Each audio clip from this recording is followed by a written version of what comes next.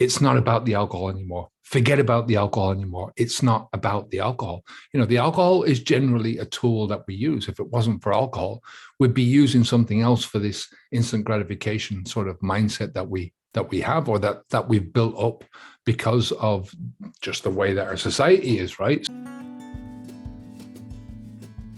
Okay, welcome back to another video. Today I'm going to be talking about the habit flaw that trips most people up when they stop drinking alcohol. This is something that I think there's three different steps to this trap. First of all, the first step is focusing on the alcohol instead of the habit. Not drinking alcohol is the first step towards this, right?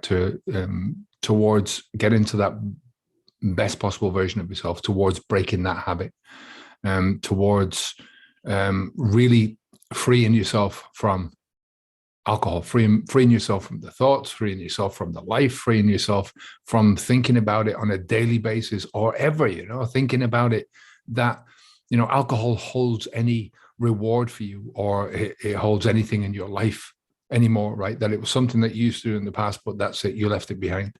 And too many people, they continue to focus on the alcohol rather than on the habit, right? After they stop drinking alcohol, and it's breaking down the habit. And then once that habit is broken down, you forget about that and you start moving on to something else.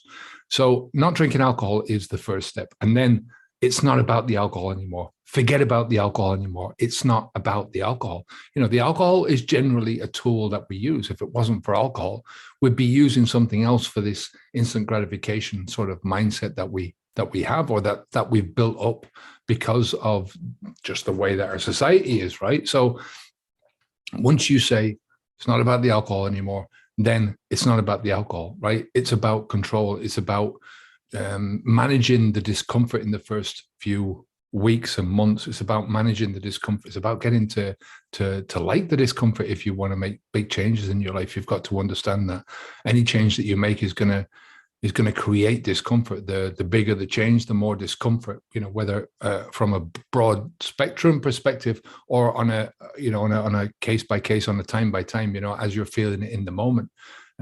The bigger the change and the more rapidly you're trying to change, the more discomfort you're going to feel. Now, if you haven't already downloaded our quick start guide, a quick start preparation guide, there's a link down below. This is a free course that we've got. It's less than an hour. It's over on the website, Habits V2. All you have to do is leave your name and email address and you get instant access to it. It's designed to give you a bit of confidence that you can step across that line and do this. Give you clarity in where you are, where you're going to go, and what this whole journey should be about. Instead of about the alcohol, it should be about what you're trying to achieve in your life and living the best life for you, right? That is possible for you. It's one of the biggest things that we do in Habits V2. So if you want to do that, there's a link also down below to that. It costs a bit of money to join our program, but it's not a lot. It's very cheap when you look at the alternatives out there. So anyway, second mistake I think people make is that they focus on the alcohol habit instead of turning to face your future. I talked about this a little bit before. So get rid of the alcohol, then focus on the alcohol, focus on the habit. And once you have broken down the habit sufficiently, it takes a long time before every little scrap, and maybe you don't even get rid of every scrap. I mean, I've read enough books in my time to know that there's a way of thinking that the alcohol pathways are always going to remain and they're not going to disappear. So you've always got this. So people are saying, well, yeah, I've always got that. But the same thing if you learn how to ride a bike, or if you learn how to smoke, or if you any habit that you develop in your life over a long period of time is going to leave traces of that habit behind, even when you stop doing it. So it's just the way it is. It's okay. It disappears in the background. And the more you build new habits, the more those habits take over and you forget about the old ones. So this is why I think the AA wouldn't suit my mentality. It doesn't suit my personality, because I don't want to label myself what I think are self-defeating titles, right? I'm an alcoholic, or I've been sober for so long, or I'm in recovery.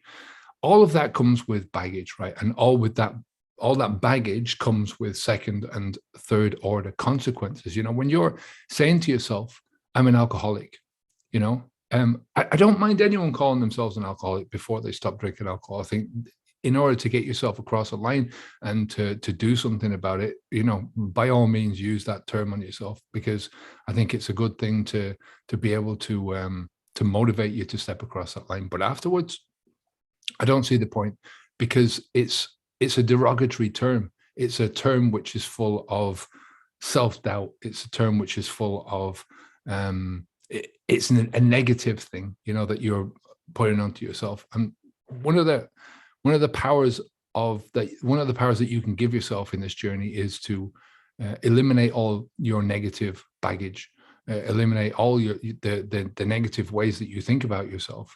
And I'm not talking about things that you think are weak in yourself, or things that you think, well, I'm not too good at this.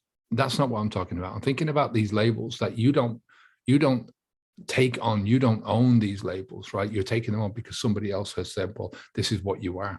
And because this label has got all sorts of different connotations to it, it's got, as I said, second and third order consequences to it.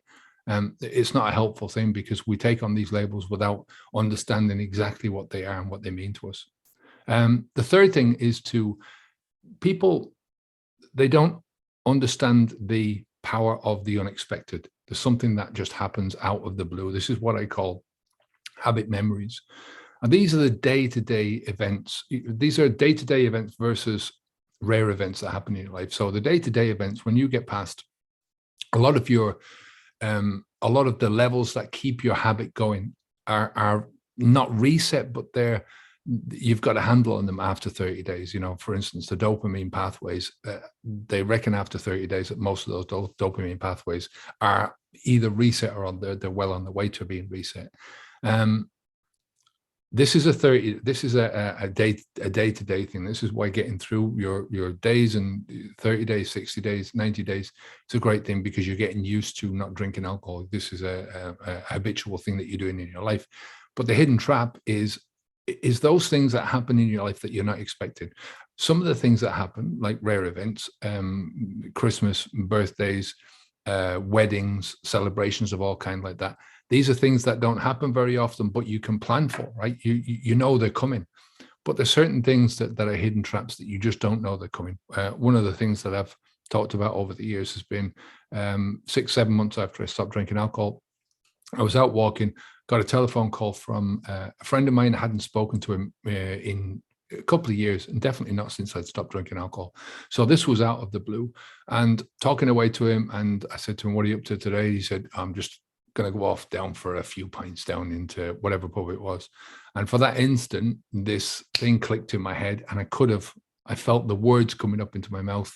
I'll be down in a few minutes, and that's what I used to do. If I was living back in Ennis, and he rang me during the day, if I was at home, if I wasn't, sometimes I was away working, and that would have been an impossibility. But if I'd have been at home, then I would have said, yeah, I'll be down in a few minutes, I'll join you, join you for a few pints, because that was always the pull. And it was a weird one. It kept me awake that night. I was thinking all the way through that day, what the hell happened? I was doubting myself about all this stuff, whether or not I was really an alcoholic. But it was just that thing that came up and surprised me, right? So it was a hidden trap that I didn't know was coming.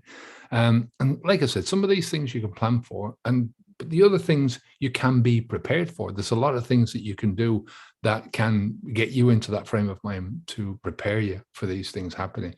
And also there's the power of positive triggering as well as negative triggering. We're all talking about things that happen negatively in your life. I had a really shitty day. It was a hard day at the office. I had an argument, whatever it is. That's a trigger for drinking. Well, everybody knows as well, they don't look at it that way, but there is a positive triggering as well. And that's when something good happens to you, when the sun's out, when you've just had a job promotion or something like that, and you feel good and you want to add another level to that. But that's for another video. Just for the final message today, just beware that there are certain things that are going to happen that you can be aware of in the future.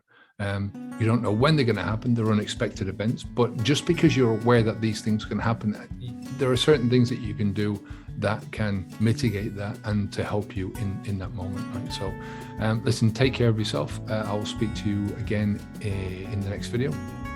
Onwards and upwards. Bye now.